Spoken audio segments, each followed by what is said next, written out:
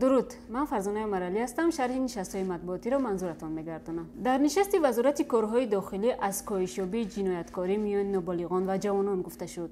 با گفته رمضان رحیم‌زاده وزیر کارهای داخلی از طرف نابالغان 555 جنایت به قید گرفته شده است که نسبت به سال 2022 182 حالت کم است.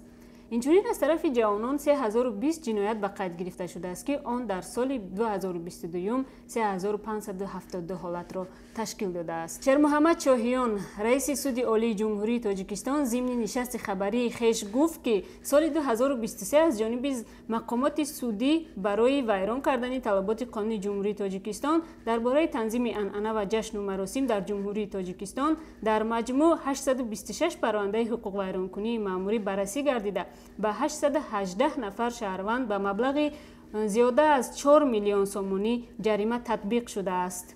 در دانشکده طبی اجتماعی تاجیکستان چند شهروند خارجی تحصیل میکند؟ زرینه عبادزاده رکتور دانشکده مذکور در پاسخ به این سوال گفت که تعداد عمومی دانشجویان خارجی 71 نفر را تشکیل میدهد که این تعداد نسبت به سال گذشته 36 نفر زیاد می باشد. در نشست کمیته اندازی نزد حکومت کشور گفته شد که سال 2023 از حساب اندازها و پرداخت‌های داخلی به بودجه دولتی 17 میلیارد و 738 میلیون سومانی وارد شده است. این شماره 103.8% اجرای نقشه انیق شده را تشکیل می‌دهد.